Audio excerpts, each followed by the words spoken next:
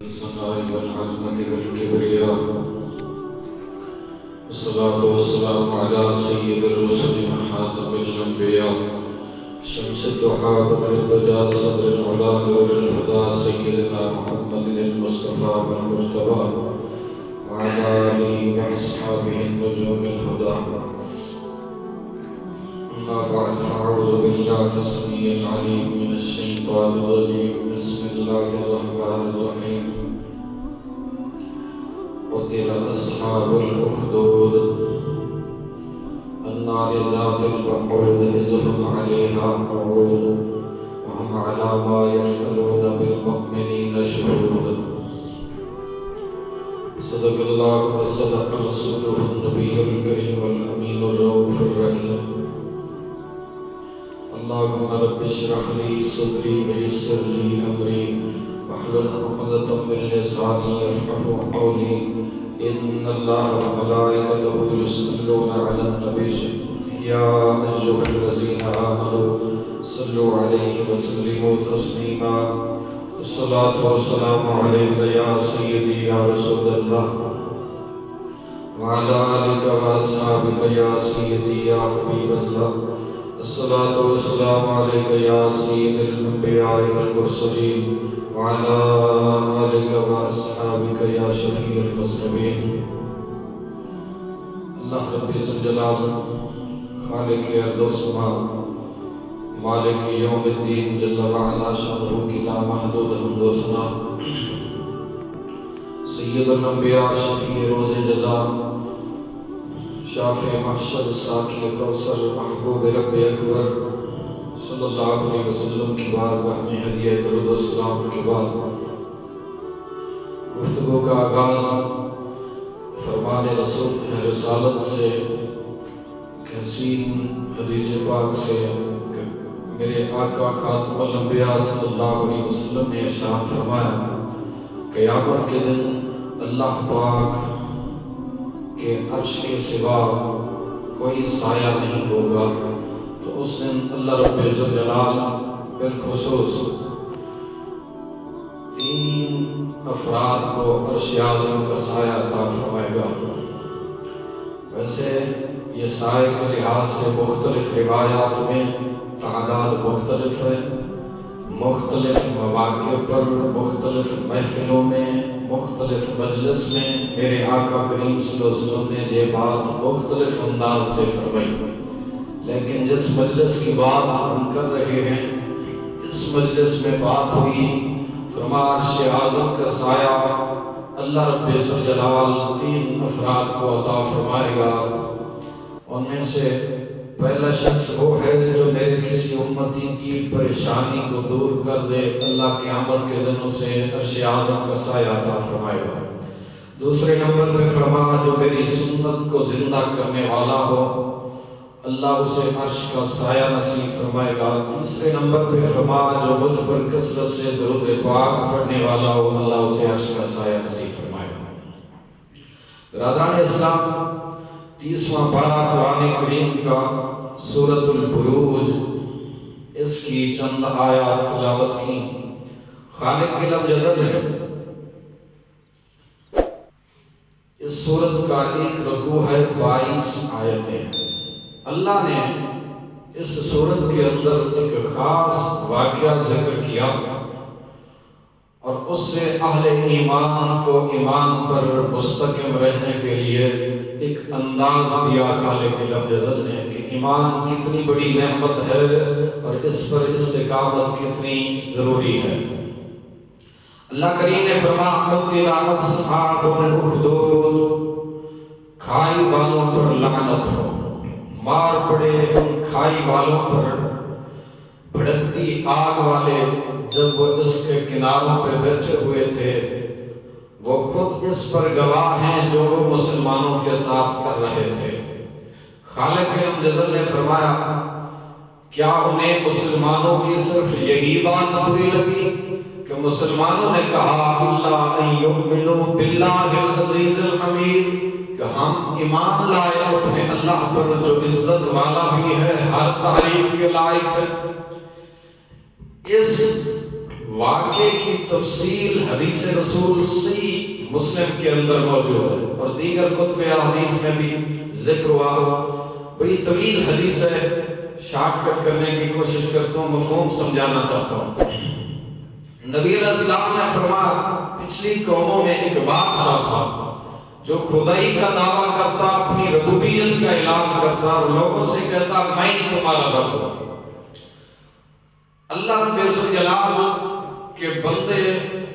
اب اسے خدا مانتے، اس کی رعایا، اس کی پوجا کرتے. رحمت عالم صلی اللہ علیہ وسلم نے ارشاد فرمایا رب العالمین کو اس قوم کو ہدایت دینے کا ارادہ ہوا. اللہ کریم نے اس قوم کو بت پرستی سے بچانے کے لیے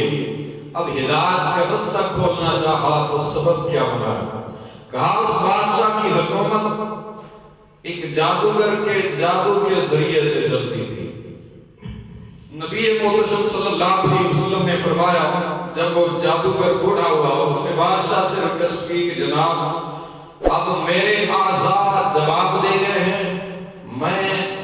جادو کے وہ منتر ان پر مجھے استقامت نہیں رہی، لہذا آپ کی تخت سلطنت ڈاماڈول ہے، آپ خطرے میں ہیں، حکومت خطرے میں ہے، لہذا آپ یا تو کوئی بندہ مجھے ایسا دیں جس کو میں اپنا علم سکھاؤں اور تیار کروں تاکہ وہ پھر آپ کی سلطنت کو بچانے کے لیے آپ کا ساتھ دے. رحمت عالم صلی اللہ علیہ وسلم نے فرمایا اس بادشاہ نے ایک جوان کو چڑھتی ہوئی جوانی نوخیز عمر لڑکا تلاش کیا اور اسے جادوگر کے پاس روزانہ ڈیوٹی لگ گئی کہ تو آ کر جادو کا علم سیکھ اور پھر اس علم کے ذریعے بادشاہ کے تخت کو اور اس کی سلطنت کو بچانا ہے. اب جب اس نوجوان کو اس ڈیوٹی پہ لگا دیا گیا، حدیث پاک کے الفاظ میرے نبی بدری آقا صلی اللہ علیہ وسلم نے فرمایا روزانہ جوان آتا اس سے کچھ جادو سیکھتا. قدرت خدا کی کہ جوان جب گھر سے آتا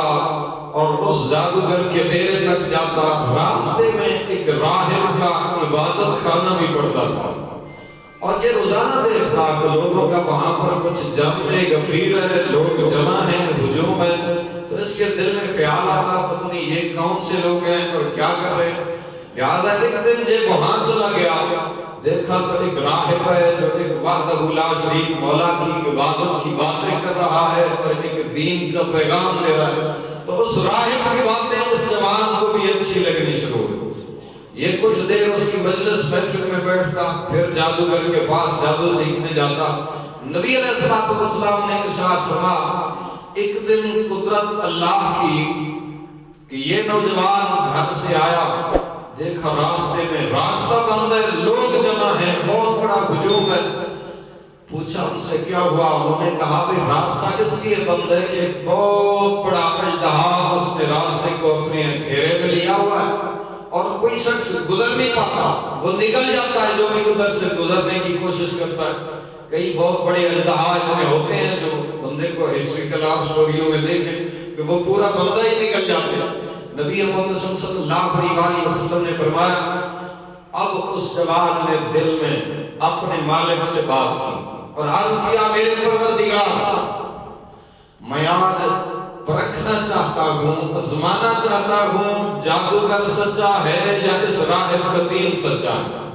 اگر اس راہب کا دین سچا ہے تو میں ایک پتھر پھینکتا ہوں اس اژدہا کی طرف، اگر دین ان کا برحق ہے اور سچا ہے تو میرے اس پتھر سے اس اژدہا کو ہلاک کر دو.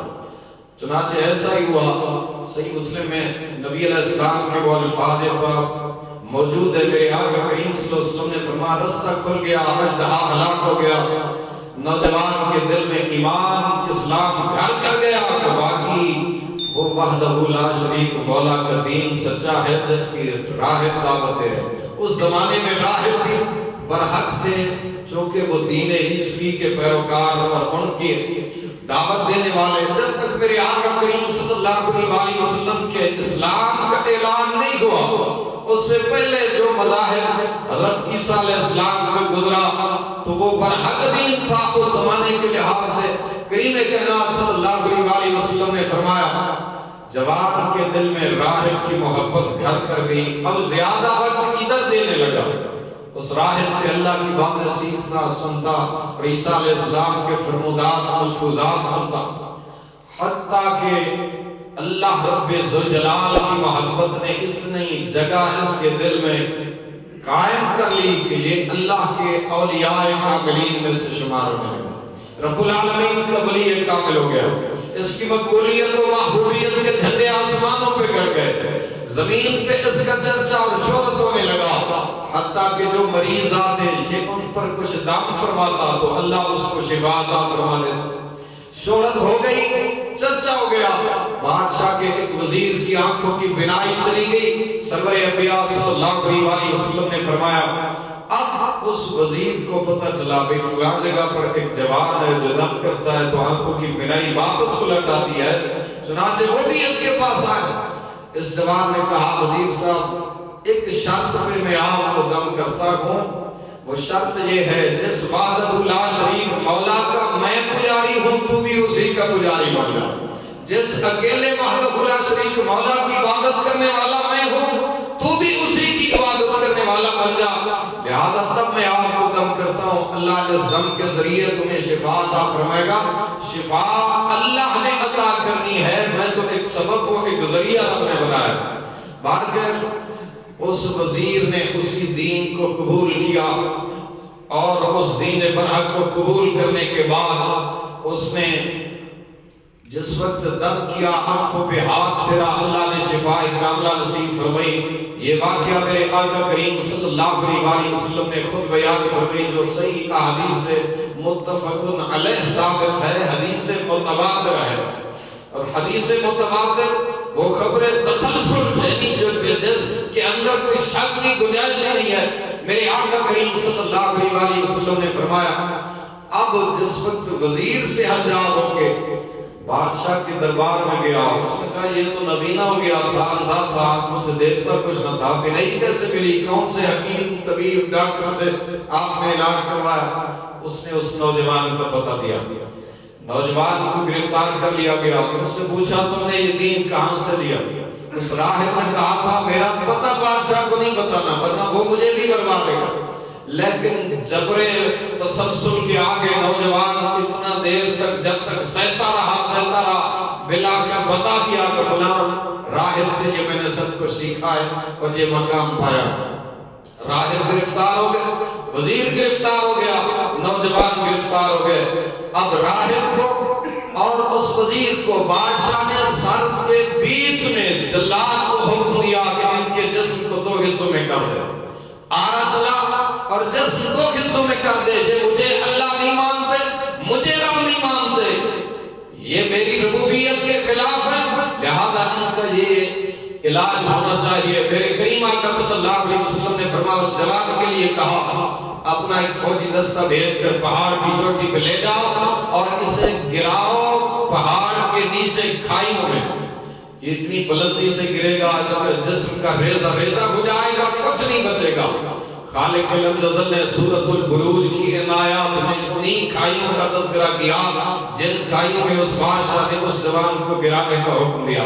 اللہ کریم نے فرمایا قتل اصحاب الاخدود، ان کھائی والوں پر اللہ کی لعنت ہو، یعنی جو لعنت جو ظلم کر رہے تھے اللہ کے کامل بندے پر، رب کائنات نے فرمایا وہ لعنت کے مستحق ہیں کیونکہ اللہ کے نیک بندے ہمیشہ رحمت کے مستحق ہیں، برادران اسلام، چنانچہ پہاڑ کی چوٹی پر جوان کو لے گئے، اچانک پہاڑ پہ زلزلہ طاری ہوا، بادشاہ کے فوجی سپاہی سارے گر کر انہی کھائیوں میں جان رسید ہو گئے، جوان سلامتی سے نیچے اتر کر پھر آ گیا، بادشاہ نے کہا تجھے کچھ نہیں ہوا، اس نے کہا میرا بچانے والا بڑا تگڑا ہے، اس نے مجھے بچا لی، مارنے والے سے بچانے والا زیادہ طاقتور ہے، لہذا اس لیے اس کریم نے کرم کیا، اس نے مجھے مرنے سے بچا لیا، اس نے پھر حکم دیا ایک اور فوجی دستے کو کہا کہ جہاز ایک کشتی تیار کرو، سمندر کے اندر لے جاؤ، جب سمندر کے درمیان پہنچے اسے اٹھا کر سمندر بند کر دو، سمندر میں یہ ہلاک ہو جائے، تباہ ہو جائے، برباد ہو جائے، لہذا کوئی اسے بچانے نہ پائے، جب کشتی والوں نے بٹھایا لے گئے اس کشتی میں، جب پھینکنے کی باری آئی سمندر میں ایسے طغیانی آئی کشتی انہی کی الٹی تباہ و برباد، وہی ڈوب کر سمندر بند ہو گئے، نوجوان تیرتا ہوا پھر باہر۔ اللہ رب الجلال جس کی حفاظت کرنا چاہے وہ ایسے ہی کرتا ہے۔ وہ کہنے والے نے خوب کہا کہ فانوس بن کے جس کی حفاظت ہوا کرے، وہ شمع کیا مجھے جسے روشن خدا کرے۔ یریدون لیطفئوا نور اللہ بافواہہم واللہ متم نورہ ولو کرہ الکافرون۔ اللہ فرماتا ہے محبوب یہ کافر اپنے منہ کے ذریعے چاہتے ہیں رب کے نور کے چراغ کو بجھا دیں۔ ایسا کیسے ممکن ہو سکتا ہے؟ اللہ نے جو نور کا چراغ محمد عربی کی صورت میں اس کائنات میں جلوہ گر فرمایا، ہزاروں طوفان آئیں، بھوت جال جیسے پھونکے مارنے والے آ جائیں، کوششیں کر کے دیکھ لیں، ہمیشہ اسلام کی فطرت میں قدرت نے لچک دی ہے، اتنا ہی یہ ابھرے گا جتنا کوئی دبائے گا۔ یہ اللہ کریم نے اسلام کی فطرت میں یہ چیز رکھی ہے۔ بارکہ نبی محتشم صلی اللہ علیہ وسلم نے فرمایا بادشاہ نے ہر کا استعمال کیا مگر جوان مرنے کے لیے موت کی وادی میں اترتا نہیں تھا، رب اسے ہر وادی میں بچا لیتا۔ رحمت عالم صلی اللہ علیہ وسلم نے ارشاد فرمایا باللہ کر کیا ہوا؟ ایک دن جوان نے کہا بادشاہ سلامت ایسا کیجئے اگر ضروری میری موت ہی مقصود ہے نا آپ کو، پھر میں بتاتا ہوں طریقہ آپ کو، میرے بتائے ہوئے طریقے سے مجھے مار دیں، میں شہید ہو جاؤں گا اور آپ کامیاب ہو جائیں۔ اس نے کہا وہ طریقہ کیا ہے؟ صحیح مسلم میں میرے کریم نبی صلی اللہ علیہ وسلم نے اس آیت کے ضمن میں ارشاد فرمایا، نوجوان نے کہا پھر کھجور کے ایک تنے سے میرے جسم کو اوپر باندھ دیا جائے، بادشاہ پھر تو کمان کے اندر تیر ڈال اور نشانہ لے، لیکن تیر جب چلانے لگے تو پہلے پڑھ بسم اللہ رب الغلام، اس لڑکے کے رب کے بابرکت نام سے۔ اب کوئی مارنے کی اپنے ہی موت کی تدبیر کوئی کسی کو سکھاتا ہے؟ میں آپ سے پوچھتا ہوں دانا بندے بیٹھے، کوئی اپنی موت کی تدبیریں کسی کو سکھاتا؟ مگر نوجوان کیسا اپنی موت کی تدبیر خود سکھا رہا ہے ظالم بادشاہ کو۔ علماء نے وجہ لکھی، کہا وجہ یہ ہے جوان دیکھ چکا تھا ہر صورت میں بادشاہ میری موت کے در پہ ہے، اس نے اپنے عشق پر اور توکل پر اور اللہ کی محبت پر یقین کا فیصلہ کیا، کہا ایک دن دنیا سے جانا تو ہے، لہذا میں چاہتا یہ ہوں اس دنیا سے اس وقت جاؤ جب رب کے دشمن کی زبان پر بھی اپنے رب کا نام جاری کروا دیں۔ بسم اللہ رب الغلام، رب کے دشمن کے نام پر بھی میرے رب کا نام آ جائے۔ اور پھر اگر مجھے اس نے مار بھی دیا، اگر اندھیری کوٹھری میں مارا، بند کمرے میں مارا، تو کسی تک خبر نہ جائے گی۔ اس نے وصیت کی، کہا علل اعلان دربار لگایا جائے، میدان عام ہو، اس نے عام ہو، اجازت ہر کسی کو ہو، اور پھر میری موت کا یہ نظارہ دیکھنے کے لیے دنیا آئے۔ یہ بھی وجہ یہی تھی کہ ایک دو کو خبر ملے تو بادشاہ کی وہ بات ظاہر نہ ہوگی، لوگ جان نہیں سکیں گے کہ جناب اس بندے کو کیسے موت آئی۔ لہذا اس نے کہا میرے رب کا نام تیری زبان پہ آئے، ہر ایک سنے اور ہر بندہ اس نام سے محظوظ ہو۔ چنانچہ ایسے ہی کیا، بسم اللہ رب الغلام پڑھ کر بادشاہ نے تیر جو چھوڑا جوان کی کن پٹی پہ لگا، جوان جام شہادت نوش کر گیا۔ مجمع عام میں سے کوئی زبان خاموش نہ رہا، ہر ایک نے اس زمانے کے نبی کا کلمہ بھی پڑھا، رب وحدہ لا شریک ذات، مولا کی ذات پر ایمان بھی لایا۔ میرے آقا کریم صلی اللہ علیہ وسلم نے فرمایا جوان نے اکیلا اپنی جان کی شہادت دے کر ہزاروں جانوں کو جہنم کی آگ سے بچا دیا، ہزاروں جانوں کو جہنم کی آگ سے بچا کر اس وقت بادشاہ کو شرمندہ کر دیا۔ بادشاہ نے کہا یہ کیا ہوا؟ میں تو ایک کو روک رہا تھا کہ میری ربوبیت کا تم منکر بنے ہو، لہذا مجھے ہی رب مانو، یہ تو اس نے جگہ جگہ بچہ اس نے میرے خلاف کر دیا۔ چنانچہ اس نے پھر ایک تدبیر کھیلی، خندقیں کھدوا دی، علاقہ بستی شہر دارالحکومت کے ارد گرد ہر گلی ہر چوک کے اندر، اور کہا ہر خندق میں آگ روشن کی جائے، جو ہمیں نہ مانے اس کو اس آگ کی خندق میں پھینکا جائے۔ خالق لمجزل نے فرمایا وہ ظلم اس لیے کر رہے تھے،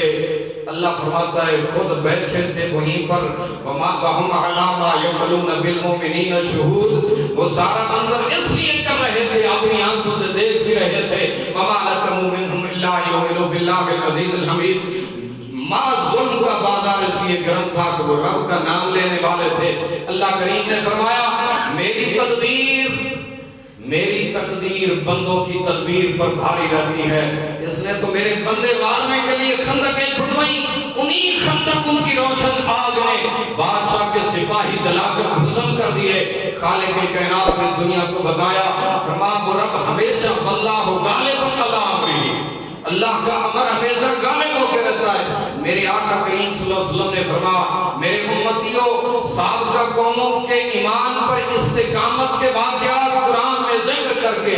اللہ نے تمہیں بتایا الف لام میم احسب الناس ان یترکوا ان یقولوا آمنا، فرمایا اہل ایمان کی جماعت کیا تم اس گمان میں ہو، کیا تمہیں بات اتنی بات پر چھوڑ دیا جائے گا، معافی مل جائے گی کہ ان یترکوا ان یقولوا آمنا، جی اسی مسلمانات اسا اہل ایمانا، فرمانا نا وہم لا یفتنون، کیا رب آزمائش نہیں کرے گا؟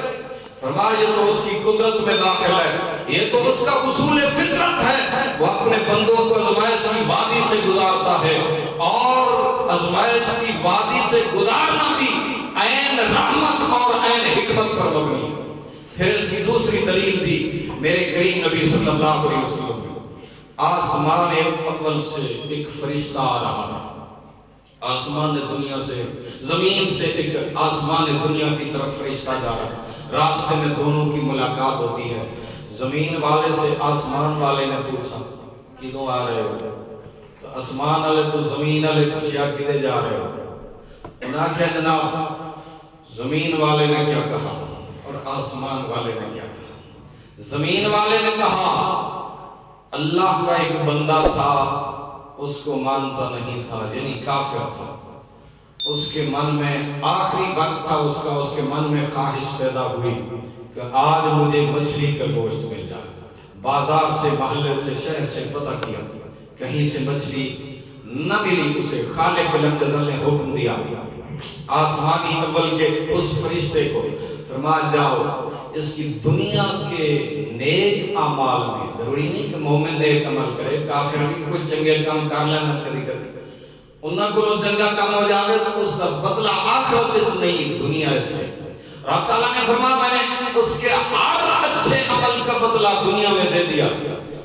لیکن ایک اچھائی کا بدلہ ہلے باقی ہے، جلدی کر۔ فرشتے اس کی آخری خواہش بن گئی ہے کہ مجھے مچھلی کھلائی جائے، اس کے شہر بازار محلے سے مچھلی نہیں ملی، جا دوسرے شہر بازار سے محلے اور مچھلی دے کر اس کے دروازے تک پہنچا، اس کی خواہش پوری کر دے، قیامت میں ہماری بارگاہ میں حاضر ہو تو اس کے نامہ اعمال میں کوئی اچھائی نہ ہو، ہر ایک کا بدلہ دنیا میں مل چکا ہو اسے۔ لہذا میں تو اس وجہ سے زمین پہ گیا تھا۔ آسمان والے تو کچھ یا تو سب کی میں نے کہو، انہاں کہ جناب اساں اس وجہ تو میں نے کہا ہے اللہ کا ایک نیک بندہ، رب تعالیٰ کا ہمیشہ عبادت گزار اور شکر گزار بندہ، ہر کیفیت میں اللہ کی رضا پہ راضی رہنے والا، زندگی آزمائشوں میں گزارنے والا، آج اس کی موت کا وقت ہے، اللہ نے ہر آزمائش کے ذریعے اس کے ہر جرم و خطا کو معاف کیا، لیکن ابھی ایک گناہ باقی ہے جس کا بدلہ دنیا میں اسے نہیں ملا۔ خالق چاہتا یہ ہے میرا بندہ آئے آخرت میں میرے پاس پاک و صاف ہو کے آئے، لہذا اللہ کریم نے حکم دیا میرا بندہ آخری وقت ہے، ملک الموت فرشتہ پہنچ چکا ہے، اور اس کے من میں خواہش پیدا ہوئی ٹھنڈے پانی پینے کی، اس کو کوئی پانی پلانا چاہتا ہے، جلدی کر فرشتے پانی کا وہ جو کوزہ بھر کے اسے پیش کرنے لگے ہیں، اپنا پر مار کے گرا دے، یہ پر مار کر جو پانی اڈیلا جائے گا، کہا اس کے قلب پر دل پر یہ بات ناگوار گزرے گی، اس کے لیے بظاہر باعث تکلیف ہوگی، اس تکلیف کے بدلے میں ہم اس کے لیے جنت کا وعدہ کرتے ہیں، ہم اس کے لیے اجر کا وعدہ کرتے ہیں۔ خالق لمجدل نے فرمایا میرے حبیب آپ کی امت کے لیے ہم نے یہ چیزیں قرآن مقدس میں بیان کی ہیں کہ احسب الناس ان یترکوا ان یقولوا آمنا وهم لا یفتنون، لہذا آزمان شاید بندہ گھبرائے نہیں، رضینا قسمت الجبار فینا، یہ اس شخصیت کے الفاظ ہیں جس کو باب مدینۃ العلم ہونے کا شرف ملا، زبان مصطفیٰ سے جس نے یہ سعادت پائی، یہ تمغہ امتیاز ملا کہ نبی علیہ السلام نے فرمایا کہ علی تو علم نبوت کا کے شہر کا دروازہ ہے۔ حضرت علی فرماتے ہیں رضینا قسمت الجبار فینا، ہم اس جبار کی تقسیم پر راضی ہیں، ہم اس کی ہر تقسیم پر راضی ہیں۔ کسی نے کہا پاک علی علم نبوت کے شہر کے دروازے ہو، بظاہر تو آپ کے ہاتھ خالی ہوتے ہیں، مال نہیں ہوتا، مگر سخی اتنے ہو ہر ایک آتا ہے مراد بھر کے لے جاتا ہے۔ آپ نے اس وقت یہ شعر کہے رضینا قسمت الجبار فینا لنا علم وللجہال قالوا، فرمایا میں اس مالک کی تقسیم پر راضی ہوں جس نے ہمیں علم کی نعمت سے سرفراز کیا، جہلا کو مال سے سرفراز کیا۔ فرمایا یہ اس کی تقسیم ہے، یہ مالک کی تقسیم پر میں راضی ہوں۔ لہذا کوئی چھوٹی سی تکلیف ہو یا بڑی تکلیف ہو، ہر تکلیف پیغام قرآن کریم میں رب رحمان یہی دیتا ہے ما اصاب من مصیبت الا باذن اللہ، جو مصیبت آتی ہے وہ اللہ کی طرف سے آتی ہے۔ لہذا ہر مصیبت کو اللہ کی طرف سے سمجھ کر انسان اس پر صابر بھی رہے اور اس پر شاکر بھی رہے، پھر اللہ کی طرف سے اس کو جزا بدلے میں ملتی ہے۔ اللہ کریم ہم سب کو عمل صالح کی توفیق عطا فرمائے۔